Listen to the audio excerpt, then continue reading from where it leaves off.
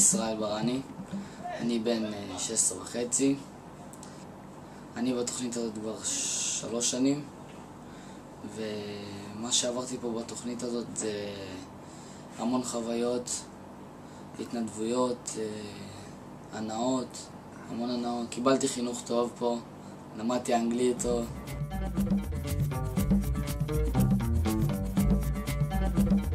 כמה זמן אתה בתוכנית? אני 2 שנים. 4 שנים. מכיתה ז'. כל הזמן, מאז ומתמיד. 4 שנים. 3 שנים, מאז שזה התחיל. מה הזיכרון הכי נחמד שיש לך מהטיול הזה? אני נהנה מהפעילות ומכל הפרויקט הזה. זיכרון, יש הרבה. טיול ג'יפים.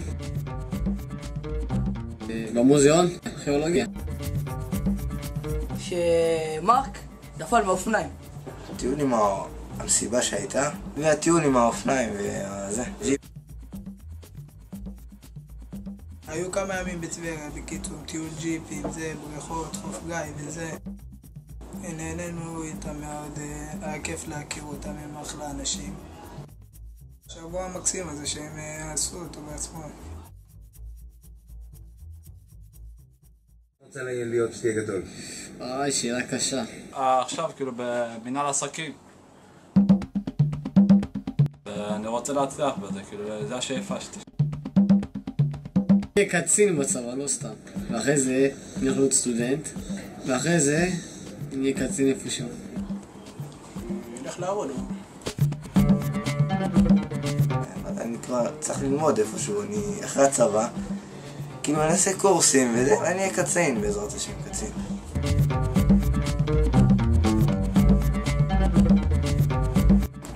תיכון.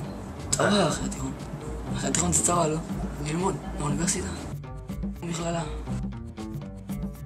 אני רוצה, יש לי כמה אפשרויות, אבל המטרה שלי לעבוד בהייטק קודם כל אבל לסיים את הצבא ומאז להמשיך כאילו בלימודים במכללה, ומשם אתה יודע, לזרום להייטק.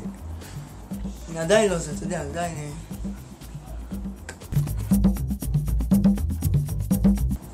יש זמן. השאיפה שלי להיות איש עסקים. אני אמשיך מהצבא, וככה אני אלמד במכללה ואני אעשה מקצוע בשיווק. זה המגמה שלי כמו שאני לומד עכשיו. אני רואה את זה בתור כאילו תוכנית מאוד טובה, כאילו זה יכול באמת לתת לנו הצלחה באמת גדולה. זה נותן לנו המון